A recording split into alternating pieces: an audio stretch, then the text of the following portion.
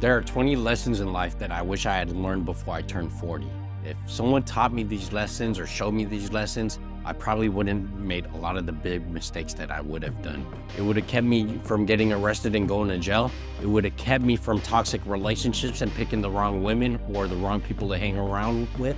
It would have actually saved myself some time and find a career that I actually wanted to be in and be passionate about and work hard for, instead of trying to make a career change in my 40s. So if you're looking for a video that gives you some of the experience and wisdom that I learned along the way as a way to save you some time, efficiency, even save you some money and some headache and heartache, this video is for you. So let's get into it. Now, my name's Leo. I'm 39 years old. I'm about to turn 40 this year. This year has been an opportunity for me to reflect and figure out what's working and what's not working. And as I take stock and look back on my life, there's certain things that pop up that I could have done better. Definitely in my career, definitely in my relationships, definitely in my friendships, and definitely how I handle my money and how I handle certain situations. A lot of the lessons I learned was by trial and error. I actually left home when I was 16 years old, and that gave me kind of the balls where I wanted to figure out everything for myself. Yes, it is good to learn on your own, but sometimes it's good to listen to some elders and people who have more experience and wisdom, because it actually saves you time. I left when I was 16 years old. I was a little military brat who lived in North Carolina at the time, and I moved back to the San Francisco Bay Area so I could claim residency and go to college. So pretty much from the time I was 16, I was pretty much solo, running on my own, figuring things out, hanging out with certain people, and doing certain things that weren't actually the best for me. Now, I did have guidance from my parents, and I did have guidance also from my older brothers who were also 13 and 11 years older than me. So they had a lot of wealth of knowledge and experience, but at the same time, I'm solo bolo. I'm by myself. My parents were in North Carolina. Both of my brothers, they had their own families to worry about. So I'm here, a 16, 17, 18-year-old, living in a place by myself, trying to figure things out for my own life. And so that actually set me up to start trying to learn things on my own, to be very self-sufficient, be very independent, and be very self-reliant. I was the type of guy where if I didn't know an answer, I could go figure it out. I could go find it. I know where to look. And so it was easier for me to self-determine what was the best plan of action for myself. I had a lot of connections, a lot of friends. And while going to school full time to get my degrees, also worked two jobs. And so I was just nonstop, like grinding and hustling, working, doing school. And when it was time to party hard, I still party hard also, smoking weed, chasing girls, drinking, doing yay. That was just how we grew up, being Bay Area kids in the late 90s, early 2000s. And so we're just having a good time, having the time of our lives. And that's just what we did. I remember times where I used to be drinking Hennessy up until 2 a.m., 3 a.m. And then I have a midterm at 7 o'clock. And then after my school day was done, I would have to go work when I used to work at Sears. So it was just like, it was crazy nonstop. And we did this all the time, and it never stopped for years on end. It was a good learning experience because like me and my friends really built a strong bond of friendship, and we rely on each other. But at the same time, it instilled discipline and work ethic in me, because as much as I wanted to play and hang out and have a good time, I knew it was game time and I had to go to work. I had to finish school, and I just never stopped. And so this time frame was very foundational for me to learn a couple lessons. But as you grow and as you mature and you experience certain things, your values and what you think is more important starts shifting a little bit. And so these are the things that I've learned in the past 20 years of adulthood that actually have helped me, or things I wish I should have done earlier to prevent me from having headaches. The number one thing I've learned is that no one is coming to save me, or no one's coming to save you. The responsibility of your life is on your life. And so for me, I learned early on that leaving North Carolina, that everything's all on me. So I have to make it happen for myself, because there's going to be a time when mom and dad aren't going to be there. There's going to be a time when my brothers aren't going to be there. There's going to be a time when no one is going to fight for you except for yourself. So you got to understand everything's all on your own shoulders, and you got to step up and pound it out, because if you don't go out and get what you want, someone else is going to take it from you. So if you want it, go for it, and don't hesitate, don't stop, and don't give up. For me, I learned this as I was by myself. Imagine a teenager who had to actually pay for his own groceries, pay for his own bills, things like that, and living solo. It's not an easy thing. It's almost a slap in the face when you're that young and you have to handle that type of responsibilities. But it forges you into something else. It forges you in to be a beast and handle the business the way you need to handle. So it's a great thing. It's a great experience. And when you understand this concept that no one is there to save you, that means true destiny, true action, true executions in your own hands. So you control your own will. Number two, your circle determines your outcome. So whoever you're kicking it with, whoever you're hanging out with, it's really important to understand that they are going to have an impact on who you become. For me, when I was younger, I used to not hang around the best people for me, and these were guys that were always getting in trouble, getting in jail, getting arrested, things like that. I ended up getting arrested myself too. As you grow and you phase out of that and you try to separate yourself, you realize who's good for you and what's not good for you. And so now, like, I hang out with a lot of business people and I hang out with a lot of investors, and those are my friends now. And what we do is we actually make a lot of money together. We build businesses together. We're always looking for opportunities of growth and things like that. And it's not to say that I don't kick it with some of my friends from back in the day, because I still have some of those relationships, and those relationships are good. The reason why I still hang out with them is because they're very family oriented. They're a really good support structure. They really support each other and we support each other as a crew. And so for us to be friends for over 20 years, it's a really good thing. And it's really beautiful that we can stay connected and support each other. But understand, whoever you're kicking it with, you're gonna have the same values, and it's through osmosis, and eventually you're gonna end up the same way as them. Or if you wanted to actually hang out with other groups as well too, it means you'll gain some of their attributes and their skill sets as well too. So take that into account. Opportunities are everywhere. People say that opportunities aren't here, and the fact of the matter is the American dream is alive. Opportunities are here, but you have to look. You have to create it. They're just not put out on a platter just for yourself like a charcuterie board. If you want an opportunity, you actually have to build it. The trick is you have to find the gap. When you find the gap or whatever problem that's not being solved, then you create a system to solve it. And then after you create that system, all you got to do is tell people and market and let people know about how you're solving that. That's what the opportunity is. Another way of finding an opportunity is not shutting up. Go out, talk to people. The more people know who you are, the more opportunities you get. For example, I'm a real estate investor. I have multiple properties that I've invested with. And when I first started off, I had a lot of trouble finding deals. Now, 7 years after I've started investing, I get deals sent to me because I have great relationships with brokers. They know I could close. They know I have multiple properties. So opportunity is not a matter of, is it handed to you? Have you built what you needed so it does come to you? You got to build that bridge yourself, man. That's what opportunity is. Find what you want to build, find the gap, and build a bridge to it.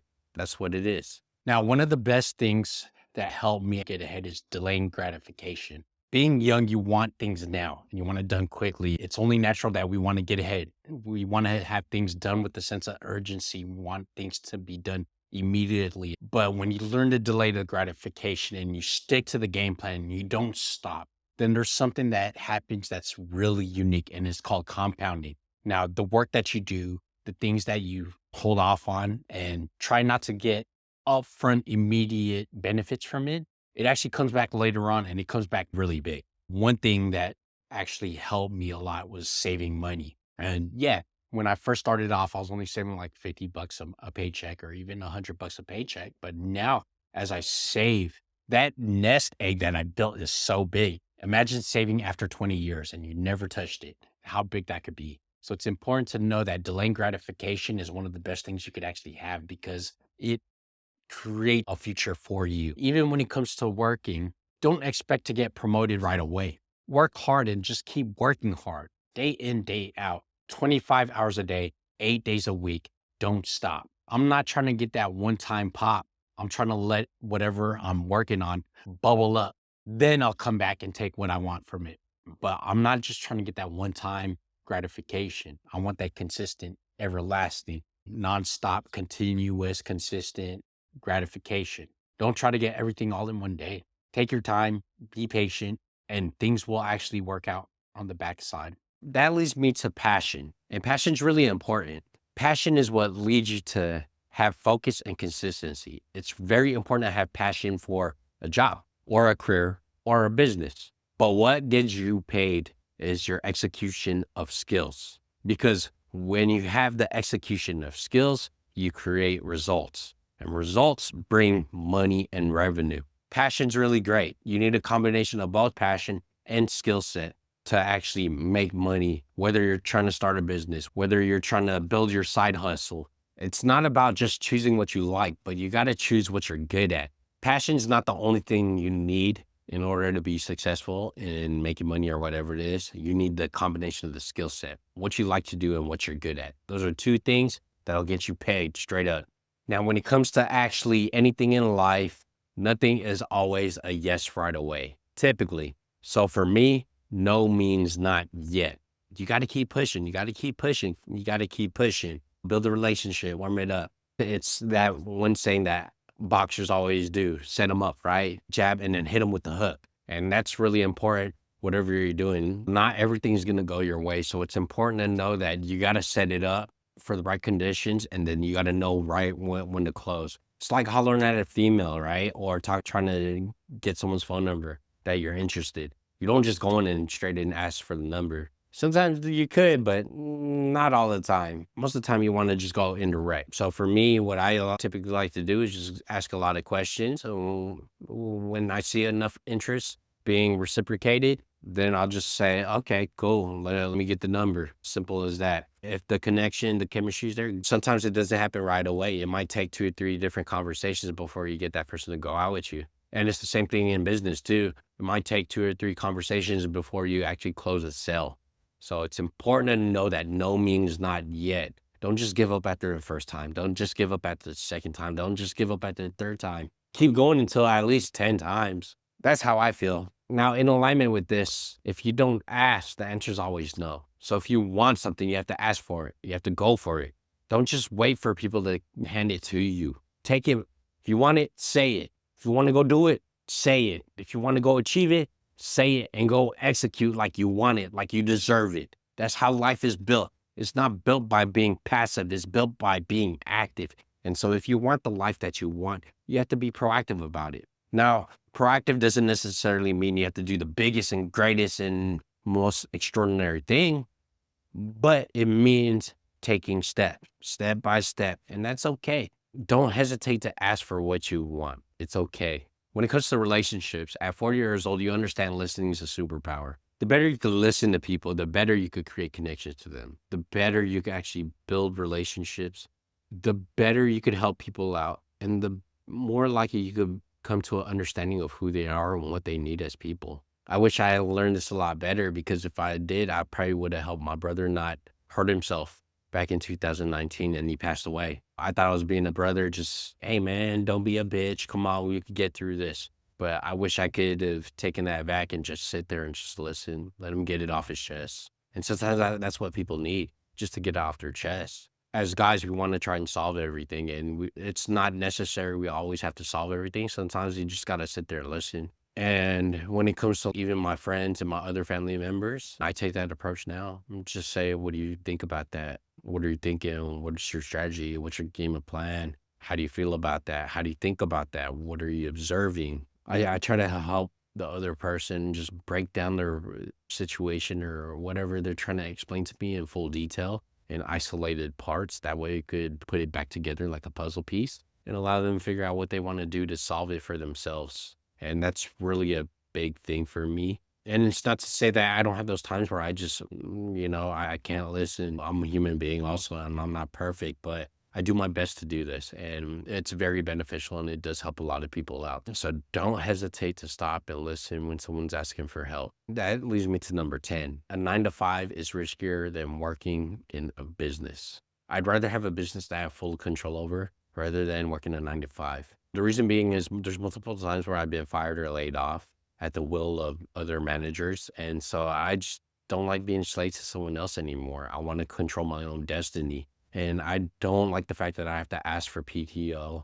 I don't like the fact that I have to ask for time off, whether it's going on vacation to see my grandmother on her 95th birthday, to go to a doctor's appointment because I'm not feeling healthy, to go on a mental health retreat, to go kick it with a couple of my boys, smoke a little bit, and drink a couple shots of cognac and just have a good time and decompress. I don't like being subservient to someone else's will. And especially when you're working in a large organization like a hospital, they treat staff members more as an employee number. They're always willing to discard you really quickly and replace you with someone else. For in my example, I worked at this hospital in Palo Alto, world renowned, and I've been there for 9 years in both the capacity of a manager and as a staff member. And I just got laid off from a second position just because I got injured. And my manager just told me, yeah, you're an asset, but we need the position, so we're going to lay you off. And that's what it is. And that's what came from HR. So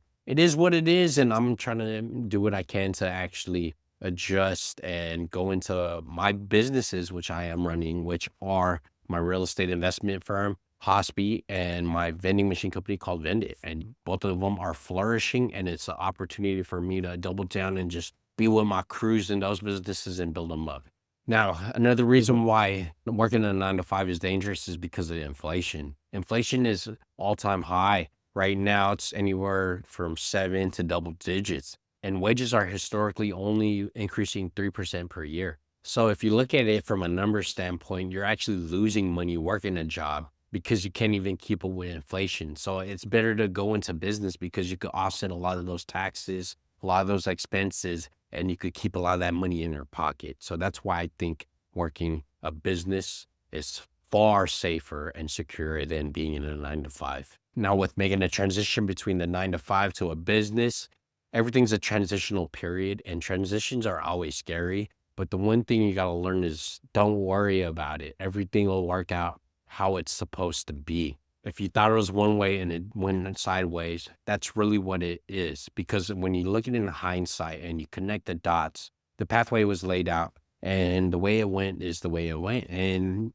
worrying about things makes no sense because the future is going to take care of itself. So it's important for you to be present in the now, do what you can now, and do the best you can now. You can't guarantee you're going to be the best tomorrow, but you can guarantee that you're going to take action and be proactive with everything you can today. Another way to look at it is just control the variable, which means only worry about the things you can do something about, the things you can adjust. But if you can't do anything about it, don't worry. It's out of your hands anyways. You might as well just stop tripping off of it. Now, number 12 is to set boundaries with other people.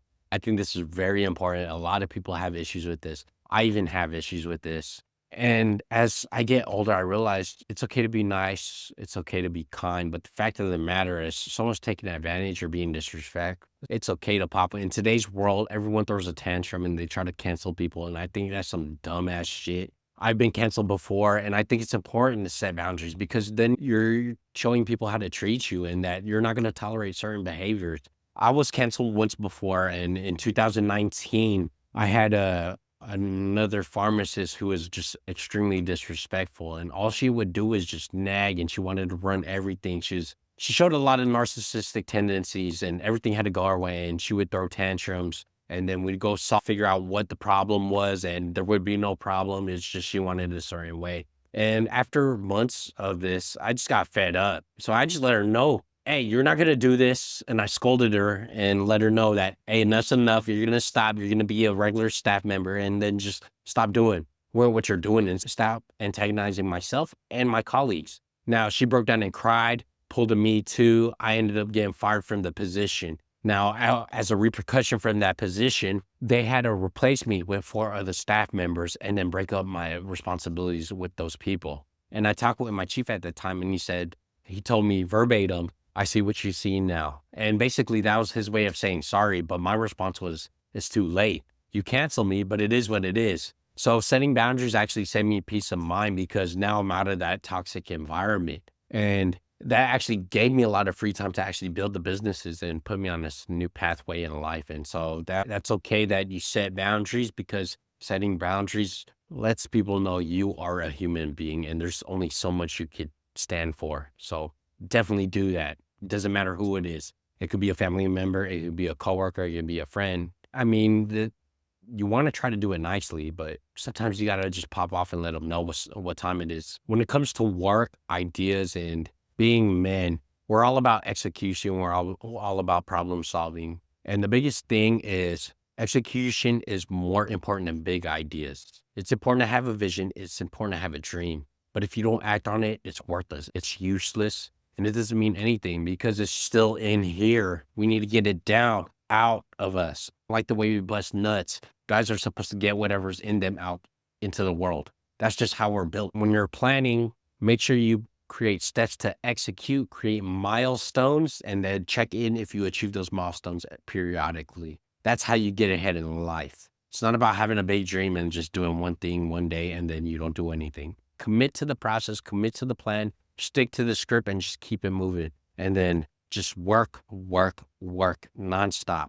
Do take times for breaks and rest up and recover. But you got to know once you have a dream and you have a vision, execution's 80% of what's important. So whatever you do, go for it. All in.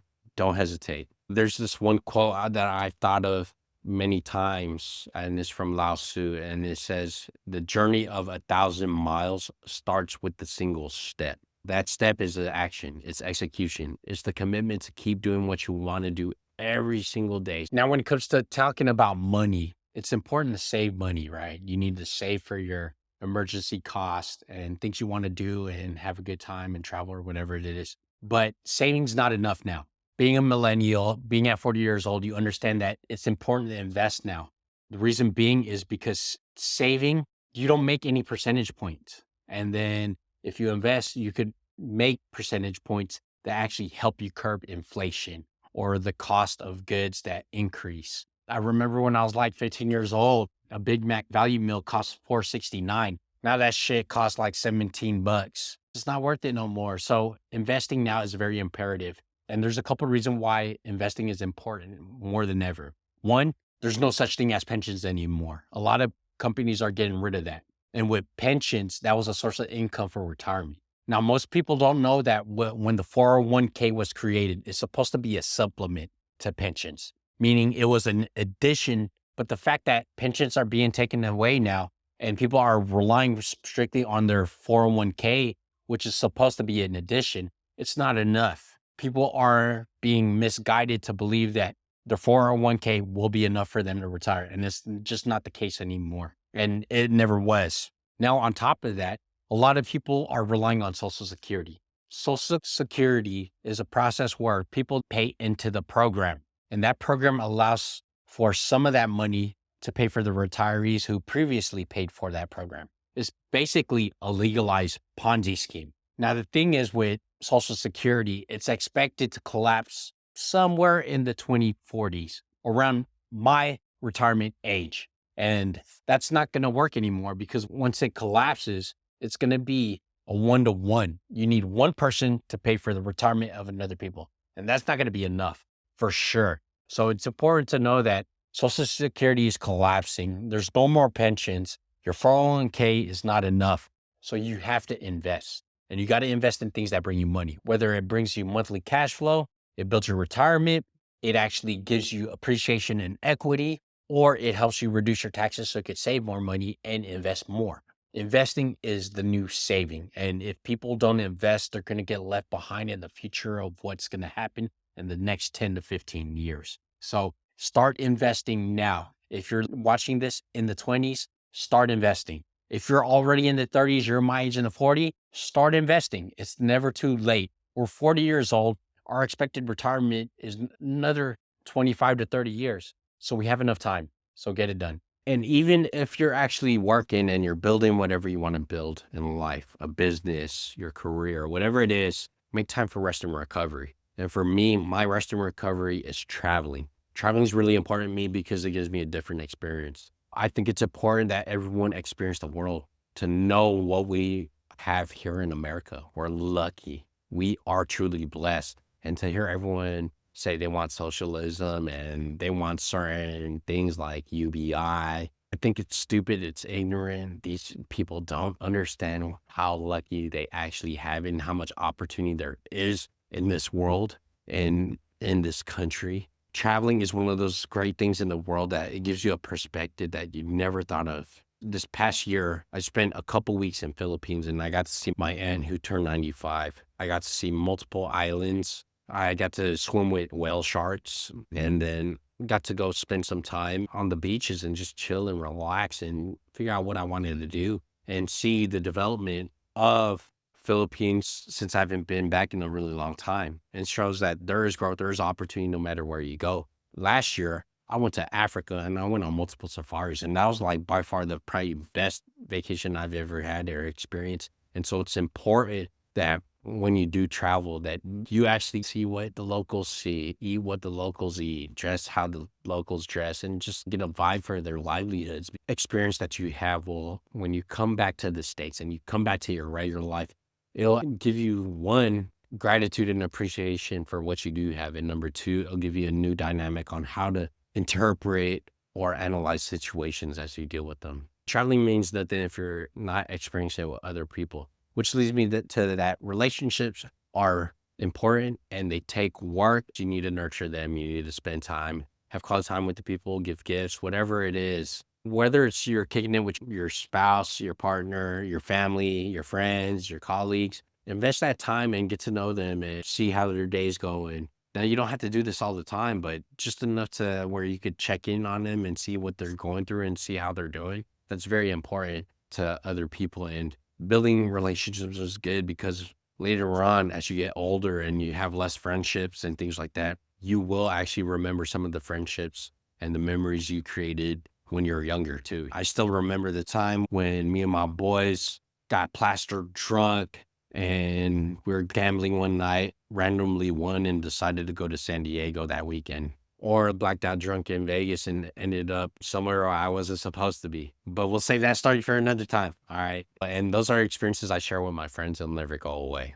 And those are inside jokes. And with relationships, that puts in perspective what life really means. And that life is all about relationships and that it's the small things that count. Yeah, you'll remember all the epic stuff, but the little things actually count too. It's all those memories. For me, one of the memories I have that comes to my head is my oldest brother. So my oldest brother passed away 2019, self-inflicted, and he was the clumsiest guy ever. And so one day at my house, I asked him to back up my truck so I could work on some car. So knowing how clumsy this guy is, he backed up without even looking in the rearview mirror and backed up into the neighbor's white Jetta, left a big ass dent by the gas tank. Right. So he parked and he was just shitting bricks. And I was just laughing. Dude, what are you doing? Did you even check? He's like, no. I was like, you crazy. But what's funny is after my brother passed away, that neighbor still had the Jetta. And every day I'd see him drive off and I would see that dent in that Jetta, and it would always remind me of my brother. Ah, man, Arnell, man, there's the dimple you left on that car. I'll never forget that in my life. And there's a lot of stories I have. The little things count, and the little things bring smiles to your life as you grow older. Now, one of the things that I think is very important for people to understand is that there's a difference between being kind and being nice. And what I mean by that is being nice is very polite.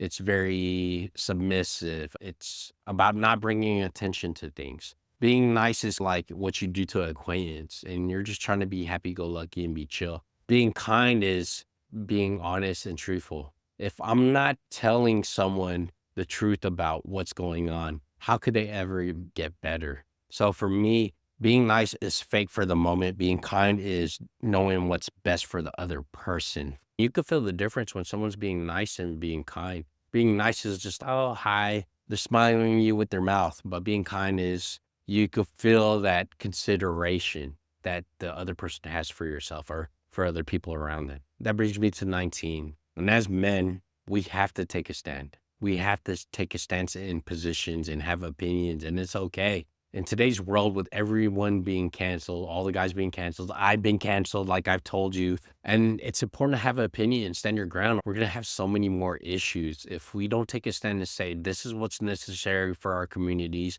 and for us to operate so we have a healthy, functioning society. Whether it's where we're setting boundaries and having opinions in our own families, in our work, in our communities, whatever we do, it's important to have that impact. It's important to know what we stand for. Whether you stand for one thing or another, it really doesn't matter, but have a position and don't be laissez-faire about it, which means don't be a fair weather friend. Actually be committed, make a decision and say, this is what I stand for. These are the values I want to live my life. This is how I want my family to be. And this is the type of people I want to surround myself with.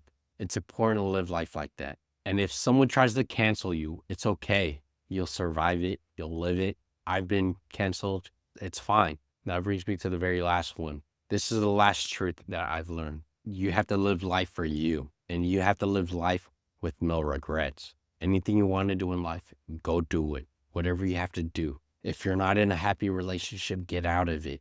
I'd rather you see you single, figuring out a way out, than be stuck in a relationship that was not fulfilling and happy and ended up self-inflicting harm to yourself, like what my brother did. If you're not happy in your job, go find what makes you happy. That's what I'm doing.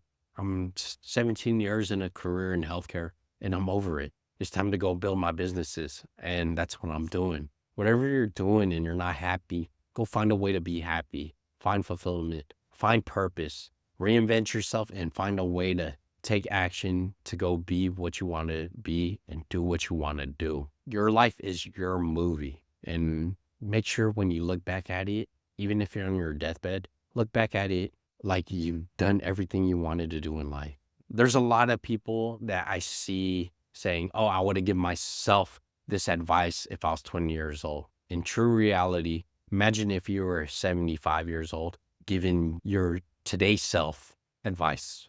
What would that person say? So for me, it'd be stop comparing myself to other people, to other businesses, to other people's successes, and go find what I want to do. Go do what makes me happy. Go ask that girl out. Go start that business. Go on that trip. Go have an adventure in life. And that's just really what I'm looking at for myself. Being 40 years old, you realize that life happens quickly. It's in a blink of an eye. And I'm already middle age. It's not 50 years old. I got to make moves now. So if you like working, work. If you like relationships, build a relationship. Take the time to explore everything and build the life you want. Don't go too heavy on one side that you forget and neglect everything else on the others. Make sure you have built your full life. That way, when you look back at the movie of your life, it was an overall success. And all you could do is worry about having a good day today, because a good day leads to good weeks. Good weeks lead to good months, lead to good years, and multiple good years lead to a good life. So with that, I think it's important that even these 20 lessons, there's still a lot more. This ain't the end of it, but live the life you want, be happy, and do it with the people you love to do. And if you like this, please like and subscribe. I'll catch you later. Be easy.